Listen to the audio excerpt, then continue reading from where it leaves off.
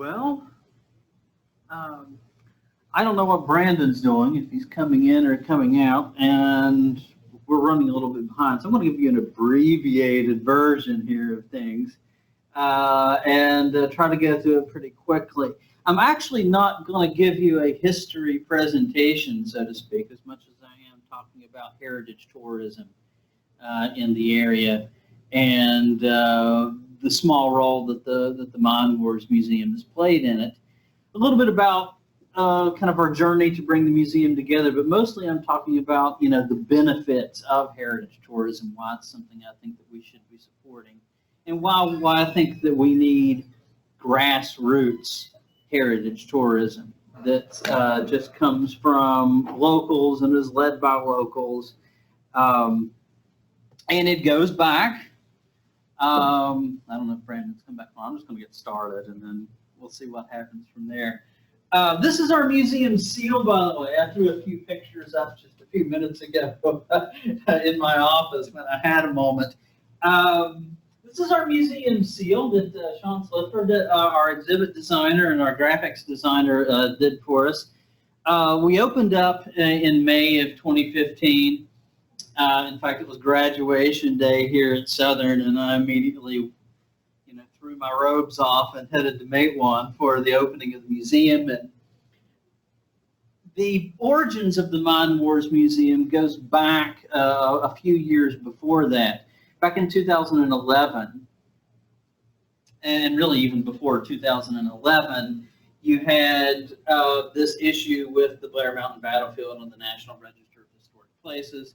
It was briefly put on the National Register, and then the coal industry challenged it, and through a variety of local political string pulling and some other things, they were able to get it taken off the National Register. Got a book coming out about that next year. But they took it off the National Register, and it led to this movement to preserve the battlefield. In 2011, a number of different groups organized together to do a protest march to try to save the battlefield.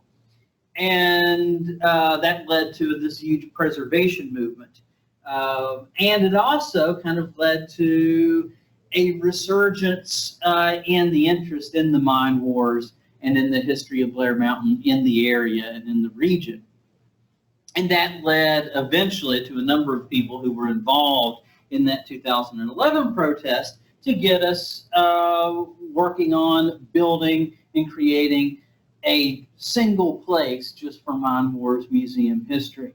I always think of our museum as more than a museum. Yes, it's a museum, but I think of us in a lot more than that, because eventually what we hope to see there is a place that is a home for scholars, for writers, for artists, for performers, for musicians, kind of an eclectic place that celebrates all the different things in the arts and in the social sciences and in the humanities that have to do with the heritage of the place, and also kind of a celebration of our culture and our history. And we kind of want our goal for the museum is to kind of turn that space in Matewan into kind of a mecca for all these different things. And we've had all kinds of different events to do that. But anyway, let me get back to the founding of it. It's in 2013. Lou Martin gave me a phone call one evening. We were just mentioning Lou. And Lou said, hey, let's put together a museum. I want to put together a museum, and I'm calling up several people, and I'm trying to put a team together. And at the time I was working at Southern. I was also the president of another nonprofit called Friends of Blair Mountain, and we were working to get Blair Mountain back on the National Register of Historic Places. That's a whole other story. But even though I was really busy with all these other things, I thought I can't afford to miss out on this opportunity. This museum needs to happen. And so Lou assembled a really impressive team. He added Katie Lauer, who was one of the primary organizers of the 2011 protest march. She's a local organizer. We got an architect, Greg Golford, to come in and work with us. Wilma Steel, who was a local teacher, former art teacher, retired, whose husband was a union coal miner, Terry Steel, and become an activist after that. Wilma, more than probably any other single individual, is kind of responsible for the red bandana really making a big comeback. Everywhere Wilma goes, she takes her red bandanas with her and she gives them out to people and to activists and tells the story of the red bandana and the part that played going all the way back to Paint Creek and Cabin Creek and even actually before that. But Wilma traces even the history of the designs that were on the bandanas and all of that. And so Wilma's been an excellent asset. And of course, Kenny King, who is a Logan County native, whose grandfather fought the Black Battle of Blair Mountain. And Kenny was the first guy to go up on Blair Mountain with a metal detector. As I always say, not on coal company lands at all. He was up on there, and he's been all over areas of the battlefield and with a metal detector and found all kinds of bullet, shell casings, guns, buried guns, and all of these artifacts. And so Kenny, over a course of about 25 years, had built up a gigantic collection of artifacts, not just from Blair Mountain, but coalfield artifacts. Wilma herself was also a long-time collector, so we had the materials that we needed to put together a museum, and we began putting together pictures, and it took us 2 years to get from the part to where we said we're going to do this to where we actually opened our gates. We're going to reopen our gates, by the way, next May in a new space. Our museum director, Kinsey New, is right here.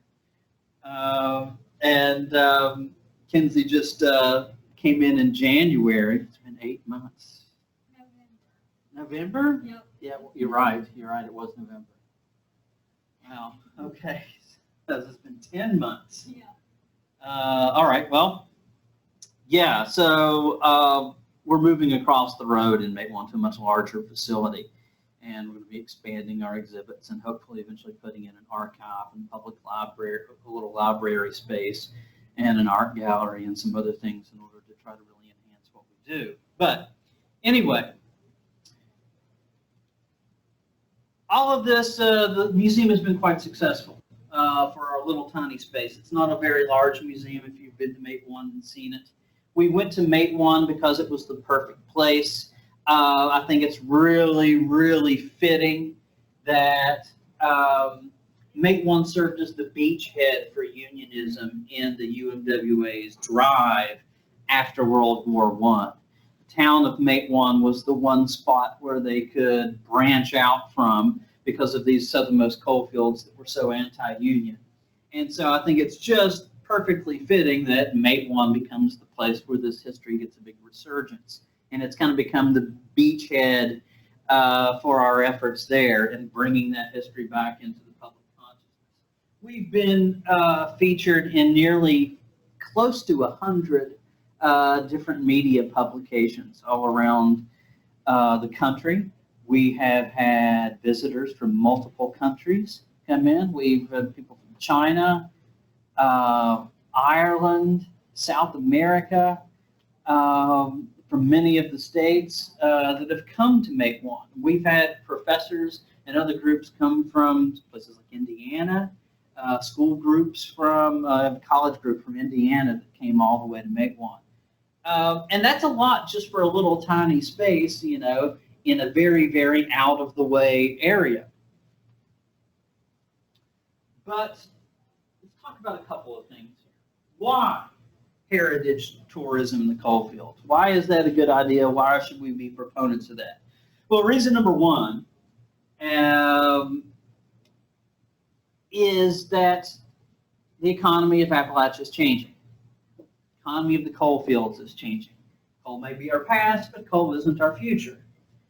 And the faster we are to embrace that future, the better off we are. Think of it in this respect. Coal currently employs about 80,000 people nationwide. Solar, I should mention that coal produces just under 30% of the electricity in the United States. I think 27 or 28% was the last figures that I saw, whereas 10 years ago it was producing 50% of the electricity. Now it's about 28, 27%, so it's a huge drop. The amount that over close to 180 coal-fired power plants in the United States have closed down in the last decade. But even though it's producing about 28% of the electricity, it provides about 80,000 jobs. Solar power, by contrast, produces less than 10% of the energy that we have in the United States, but it employs close to 500,000 people. So if you increased solar to a much larger share of the electric grid, then the amount of job creation that you would have there is extraordinary. If you increased it just up to 50% to what it is now, that could potentially create 5 times more of the solar power jobs than what are available. That's enormous, just in terms of employment. But so from a jobs standpoint, renewable energy makes a lot more sense. But this isn't an argument for renewable energy. It's simply talking about what's going on with America today and how the economy is transferring and how it's changing. We're moving away from coal as the primary means of electrical generation.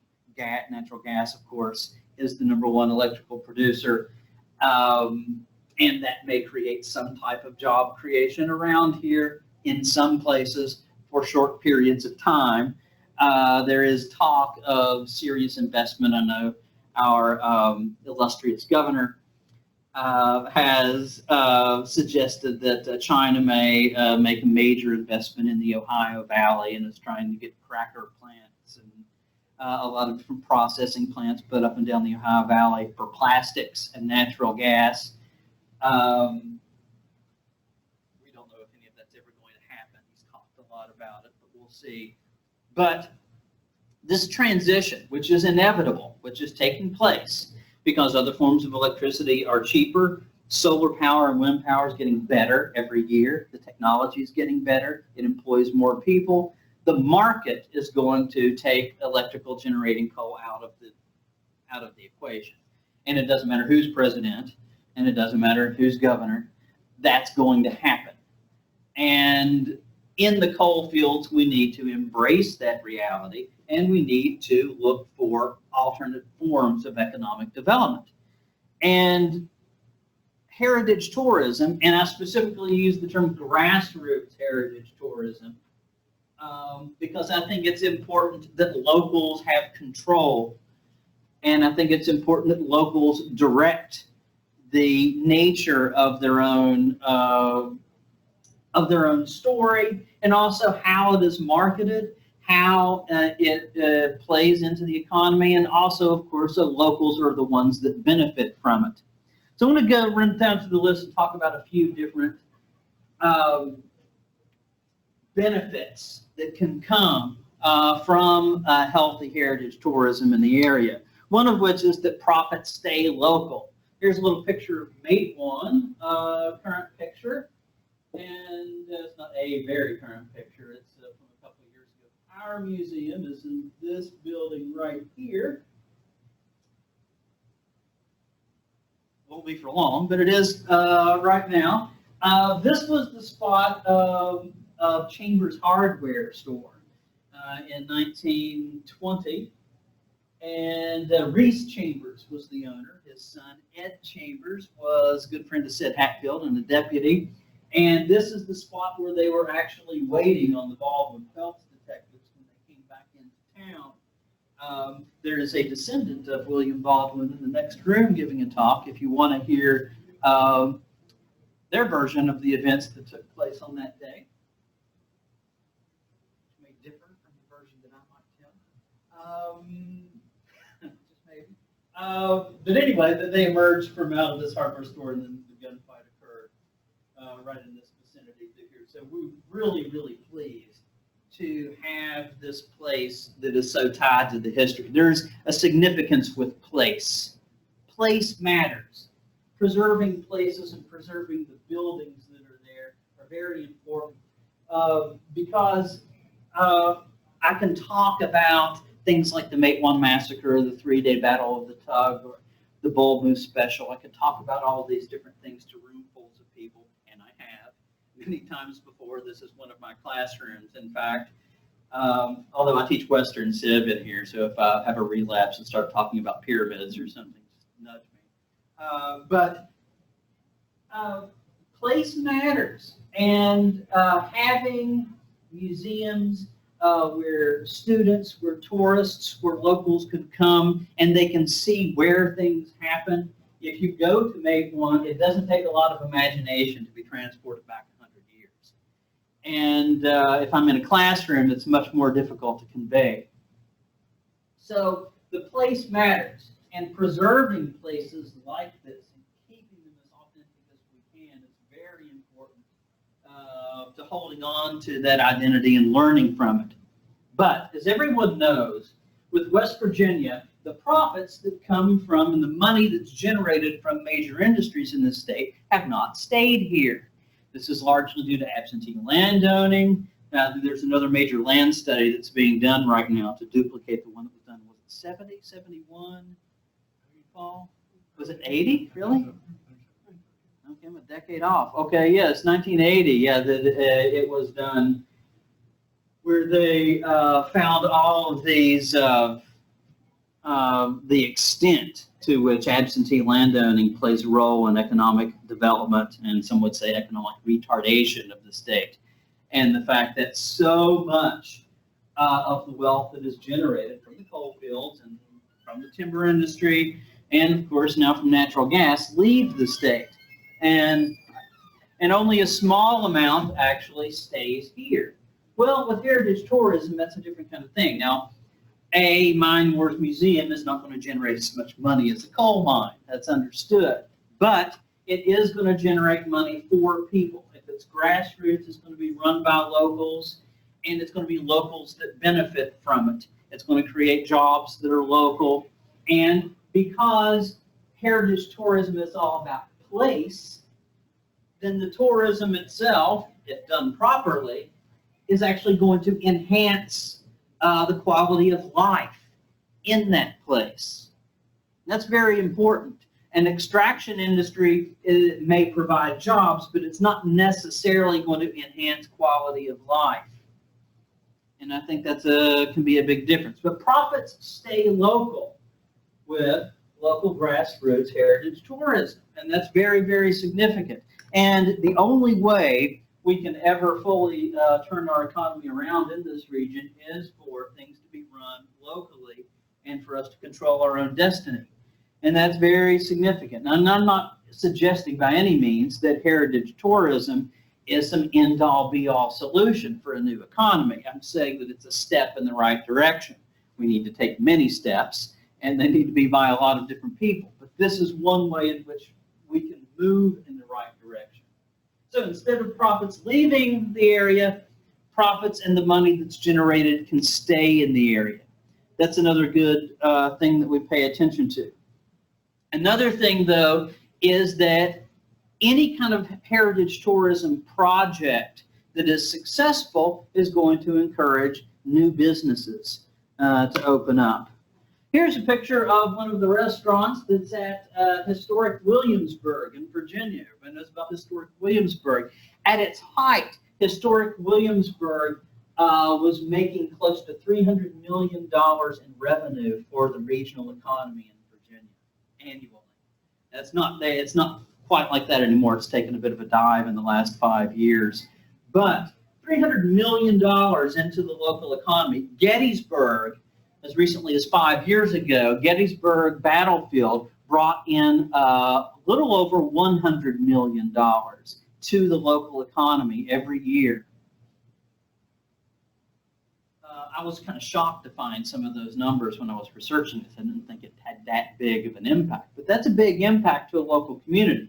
Now, if you had, say, a battlefield park here at Blair Mountain, which is not happening anytime in a year or two, but if that were to happen in this area, you're not going to bring in $300 million. You're probably not even going to bring $100 million. But if you could bring in $20 or $30 million into Logan County every year, that's a big difference. And it brings in visitors, and it brings in opportunities for local businesses. Politicians love to talk about how small businesses are the backbone of the American economy. You'll hear it from both sides of the political aisle, and they love to talk about it during election years. But they oftentimes don't do a whole lot to really promote the creation of that. And a lot of that has to be done on a grassroots level and on an organic level. In Matewan, we've had a couple of new businesses that have opened up in the town since our museum, a clothing store and a little antiques slash gift shop. I don't know what else. I can't quite place what kind of a store it is. Nicks and Knacks or I don't know, but a couple of small businesses have opened up in downtown. When we first picked the location, I remember going there and it was mid-2013. Lou called me up very early on in like January or February of that year. And a few months later, we went down to Matewan, a few of us, and looked around. And we had a spot that we were going to get rented out to us cheaply, owned by a relative of Don Blankenship, which is its own layer of ironies that we could talk about for a long time. But anyway, we were walking through the town, and it had been the first time I'd been there since I was a kid. And I was thinking the town was just deserted. There was these 2 rows of buildings, and every single building was empty. And I'm thinking, okay, we're building in a ghost town. Okay. I thought, okay, is anybody ever going to come out here? Because if you've ever driven to Matewan is close to absolutely nothing, right? It's close to trees, right? And a railroad track. It likes to make a lot of noise. But I thought this is a ghost town. No, I mean, is anybody going to ever come here? But people did come here, and they do come there. And this has encouraged other businesses to try their hand. It's given locals hope that you can turn things around. The towns that were thought of as being dead or dying or on the verge of extinction can have new life. And that's important. It's not just important for the economics of the region, but it's I think about quality of life and about giving people hope that you can have a future here. Sometimes you just need that little crack of daylight, to inspire people to try to move forward and do their own thing.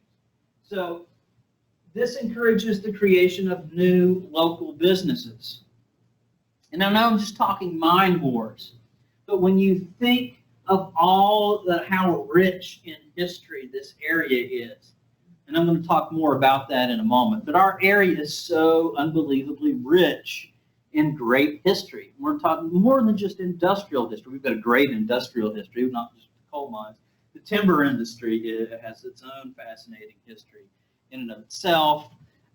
Native American history here is just incredible, which there needs to be a ton more work done. But there are so many different places around here, famous names from, Aracoma to Cornstalk to Chief Logan to all these different tribes, to a very, very rich frontier history, all these old fort sites that we have. I'm going to be going in a week or two to look at the remains of Fort Keeney that was from my ancestors all the way on the Greenbrier Summers County line. It was built during the original was built during the French and Indian War. But you have all of these different rich sites all throughout this area. And if people really get aware of that and get into promoting it, then there's a lot for people to do that want to come to this region, in addition to all the outdoor things that we can do. So there's a lot of potential there. Okay, so that's the reason number 2 why we need to think about heritage tourism in the future. Here's another really important reason. It's not economical, but I think it's very important. It gives us control over our own narrative. Now, who's on the screen here? It's good old Devilance, right? This picture and the image of Devilance has, in many ways, became the stereotypical image of what a hillbilly is supposed to look like. You get the long beard, get the hat. I didn't use a picture of him with this rifle, but you all know the stereotype, right? We also know that during the industrial period that West Virginians really lost control over their own narrative. What do I mean by that? It's because of events like the Hatfield and McCoy feud, guys like T.C. Crawford that came down from New York to write these really kind of yellow journalism, fanciful tales and exaggerated tales about the people who lived in the mountains. And then, of course, the redneck stereotype. And the term redneck, and I'm not going to get into the whole history of the term, it didn't really begin in West Virginia, but because the miners wore red bandanas around their necks and were called rednecks, they were portrayed by the media as these backward, inbred, prone to violent hillbillies, and it got to be perceived that violence, backwardness, cultural backwardness, all of these things were innate parts of the culture. And because of this, we didn't control our own narrative. We spent a whole lot more time talking about this, but we haven't controlled how the rest of the nation perceives us because of these reasons and because of the way that we've been portrayed and we've been painted. Heritage tourism gives us a different example. And let me give you one a back and forth here look. When ever since I've been teaching, since I've been a grad instructor at WVU, I'm teaching here at Southern and adjuncting from UC, University of Charleston, West Virginia State, and where else have I adjunct? I don't know, a lot of places. Penn State, I did a couple semesters at Penn State, adjuncting there. Anyway, whenever I usually talk about origins of the KKK or talk about the Holocaust or the Nazi ideology, one of the things I like to do is I like to tell everybody to get out a sheet of paper and I say, give me a description of a racist. Not a definition of a racist, I want a description. What does a racist look like? Where does a racist live? And I tell them they can do this anonymous because I just want the truth. And what's the first thing that pops into your mind when I say racist? Well, I've always gotten the same descriptions. Every class I've ever taught, same descriptions. This guy who lives in a trailer park, who has a pickup truck, rebel flag, chews tobaccos, missing teeth, may scream "get her done" periodically. Same description. Now, why do I bring that up? In the American popular consciousness today, oftentimes a redneck or / hillbilly is seen as synonymous with racism to a lot of people. Even my own students who live here in the coal fields, they write the same descriptions on the paper as my students in Morgantown did or my students in Penn State did. Now, why is that significant? Go back to the march on Blair Mountain in 1921 when miners were going through Sharples, or Sharplas, as they would say in Logan County. They were going through the area, and they came upon, David Corbin wrote about this, they came upon a company mess hall in the town there, and it was segregated. There was a section for blacks, there was a section for immigrants, there was a section for the native ones, and there was a different section for management. They all ate in different sections in the company mess hall. Well, when the miners that were marching came through, they went into the mess hall and they forced the company cooks at gunpoint to serve everybody a meal in the same room. There were a whole lot of blacks and there were a whole lot of immigrants that were taking part in that march. And the room, of course, was the room for management. They all wanted to be served in the management room, but they forced the cooks to serve them all in the same room. They also did that in Danville. When they went through Danville, they went into the restaurants that were, of course, segregated restaurants at the time, and they forced them to serve blacks and whites together. Now, these were rednecks, right? These were guys wearing red bandanas. These were these coal miners of 1921. Yet they were behaving in a way that was far ahead of their time. The idea that they're saying, no, we're going to eat together in the same room. I mean, we're talking about a whole generation before Rosa Parks. We're talking about a whole generation before desegregation becomes, it gets dismantled. The point that I'm trying to make here is is the popular narrative of our region is about a people that are behind the times. But if you look at the actual history, you will find moments where we're ahead of the times in a lot of ways. But people don't know that about us because we haven't controlled our own narrative. And the museum and other forms of heritage tourism on a grassroots level enables us to have that control and is a way of recasting ourselves. Because if you're from West Virginia, you've dealt with it your whole life, right? Every time you've ever left the state, as I always say, it doesn't matter whether you're from Boone County or Wheeling. As soon as you leave the state borders, the same stereotypes are heaped on you, no matter which part of the state you're from. Now, within the state, we think that there's a world of difference between Wheeling and Boone County. Actually, within Boone County, people say there's a world of difference between Danville and Dan. You know, I always say in West Virginia, the hillbillies are always down the road. That's what people always say. You know, you go into Charleston, and they'll be like, well, we may be a little rough around the edges, but those folks over in Lincoln County, they're really bad. Then you go to Lincoln County, and they'll be like, it's kind of rough, but those folks over in Boone County, they're the ones that are the real rednecks. And in Boone County, they're like, oh yeah, well, how about the folks over? It's even within counties, like I said, between say Logan and Man, or between Logan and Chapmanville, there's always this. The folks down the road, those are the real hillbillies or whatever. But anyway, we need to try to take control over that narrative, and I think this gives us the means to do that. Finally, it supports local education. This is my favorite artifact from the whole museum. We have a lot of great artifacts from the museum. This is my favorite one. We have a lot of scrip, by the way, and everybody knows what scrip is. Scrip was the money that you were paid. And we put just tons of it. And people always want to give us scrip because, almost every coal family in the coal field has scrip in their attic, and they want to dump it on us, which on one hand, we're very grateful to, but on the other hand, how much scrip do you need? Well,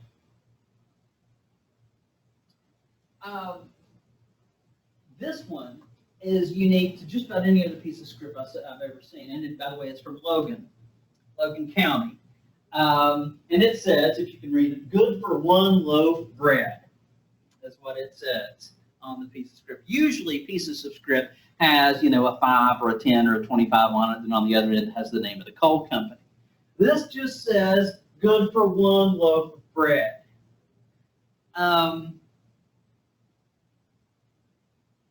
That says a lot. I could spend the next 45 minutes talking to you about the origins of the Cabin Creek strike, right? Or I could spend a lot of time talking to you about the events that led up to the march on Blair Mountain, why people picked up guns and became violent. But this says a lot more about the causes than I ever could. Because if you, on your payday, were handed a coin that said you could only have one loaf of bread, it's not just dictating where you can shop. It's dictating what you can buy.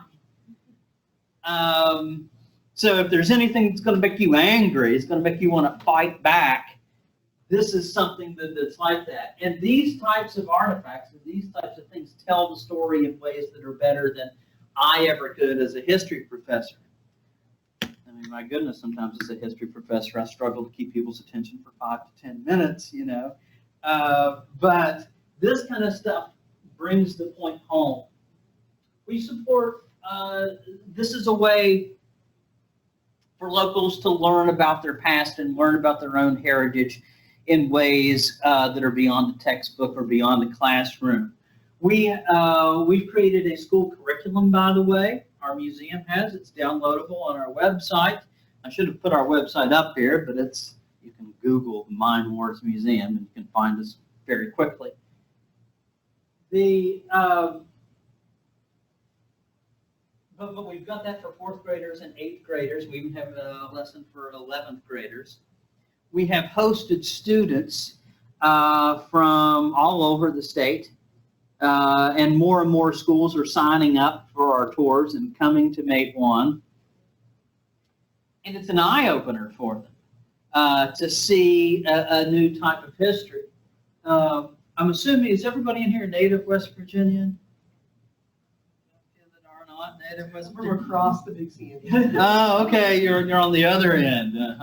Okay, well, in West Virginia, in the 8th grade, you have to take your mandatory West Virginia Studies course.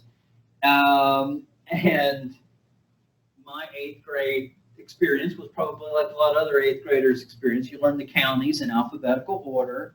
You learn what the state flower is, that it's the rhododendron. You learn all these basic facts.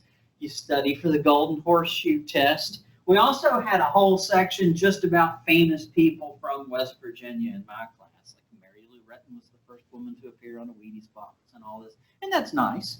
I mean, you know, that's a nice thing. But it seems like these were things to make us feel good about our state. Chuck Yeager was the first guy to break the sound barrier, and Jerry West is the logo, and all of these kinds of things. But no real history. Not a lot of meaty history was taught to us. And there's a lot of reasons for that. The textbooks have, in many cases, been rather politically loaded. Again, I've told you about a book that I've got coming out. I'll deal with that. You should take some direct quotes out of some of these old textbooks and see what they say and how just mind-numbingly inaccurate they are. Like one of our old state textbooks that was issued, you know, suggested that the Revolutionary War did not begin at Lexington and Concord, but it began at Point Pleasant. You know, there's even one textbook that credits somebody else in West Virginia for the creation of the steam engine other than Fulton. So we've got some crazy stuff in some of our old textbooks. But the point here is that they don't get this history a lot of times. And again, it's partly because of textbooks, and it's partly because a lot of times they don't have teachers that specialize in that history that you know, end up in those classes. My 8th grade West Virginia history teacher was also the Spanish teacher, and she just taught it because they couldn't find anybody else to teach the class. So there she was, you know, reading the textbook along with us.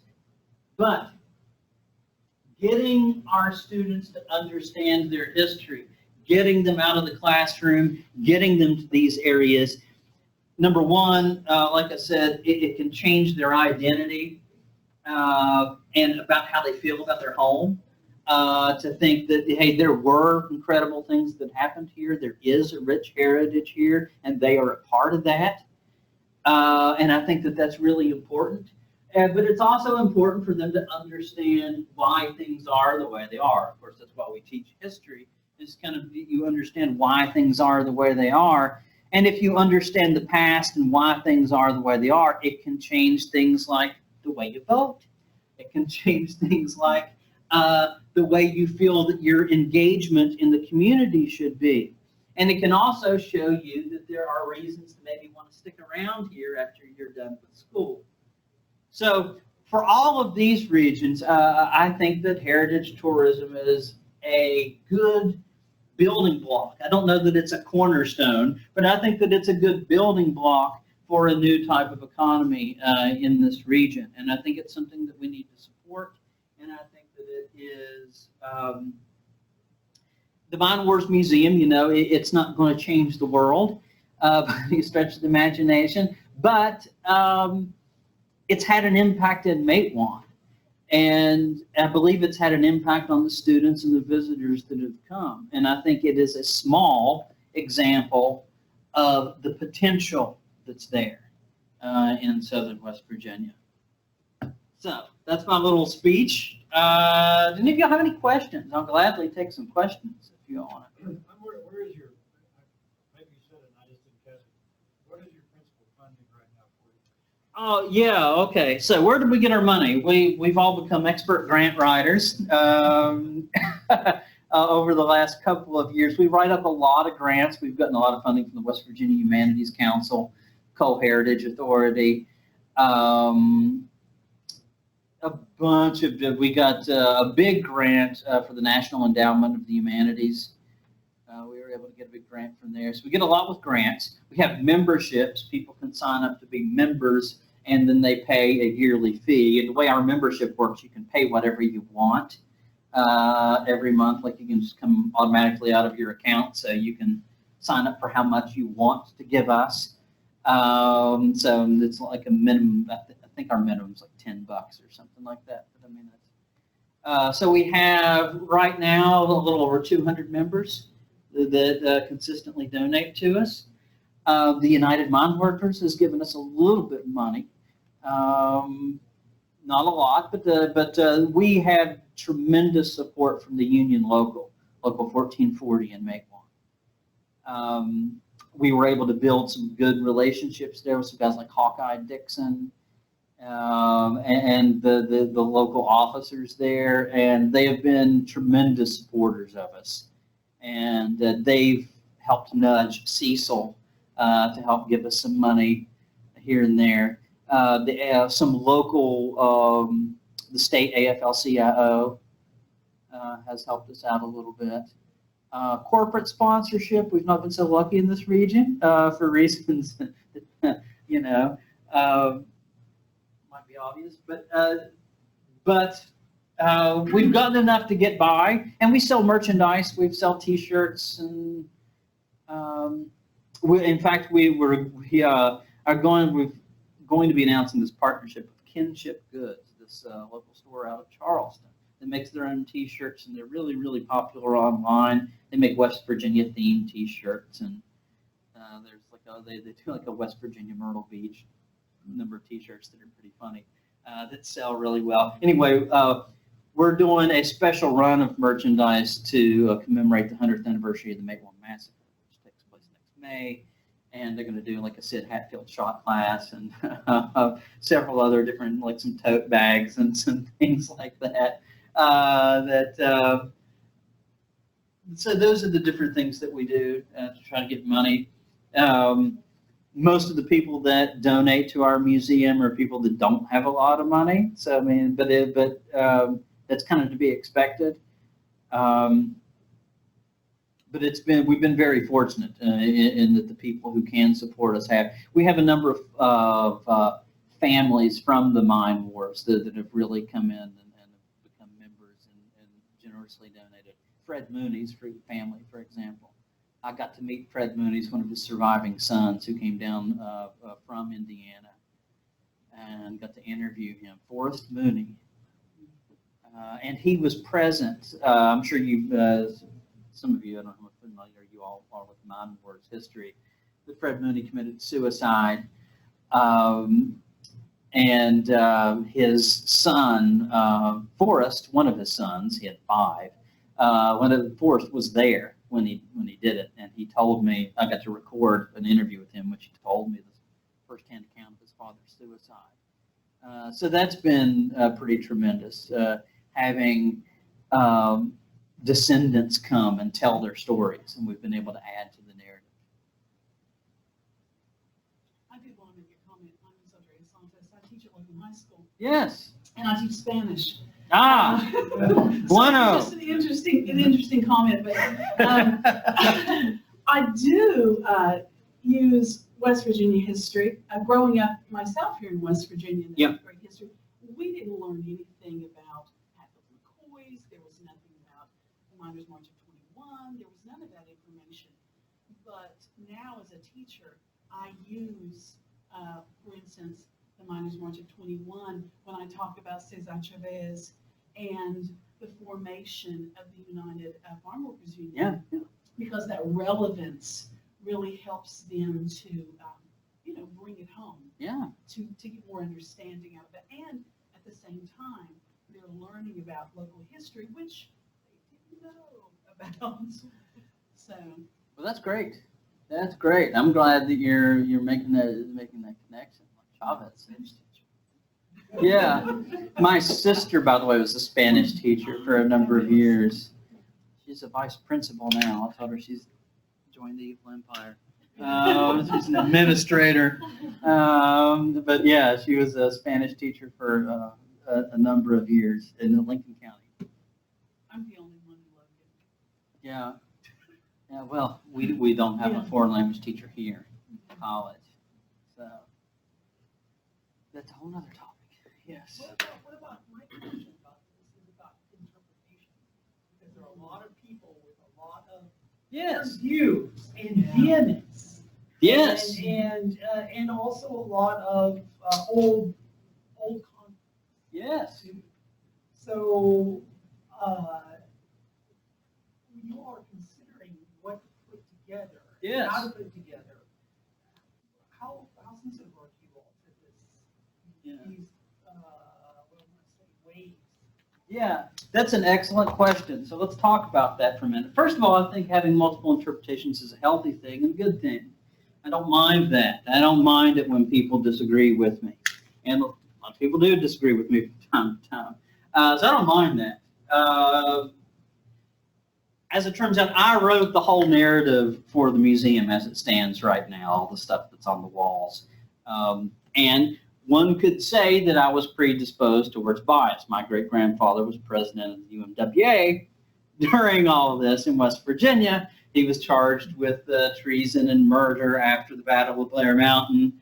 So one could say that I have a certain slant, right, with mine. First of all, I want to strive to try to commemorate without romanticizing it, because I don't want to romanticize it. Because just taking my own great-grandfather's life and what he did some things that some people might call heroic, but then he did other things that people might call acts of domestic terrorism, right? And of course, it's the old adage, one man's hero is another man's terrorist. But I don't mind putting alternative views up there and talking about those kinds of things. First of all, though, in the space that we have in our museum as it currently exists, there's really not a whole lot of time for a whole lot of spin. Even if we wanted to put it, we can put the basic narrative down.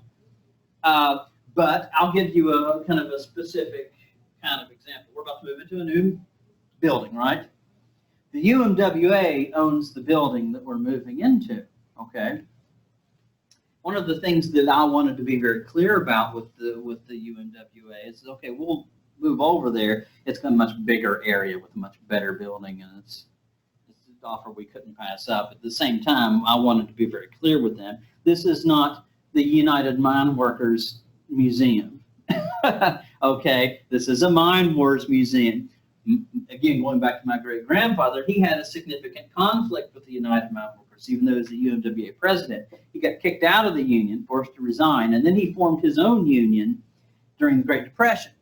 And he was called a dual unionist and a traitor to the union movement because he started his own. So him and John L. Lewis were very much at odds and became bitter enemies.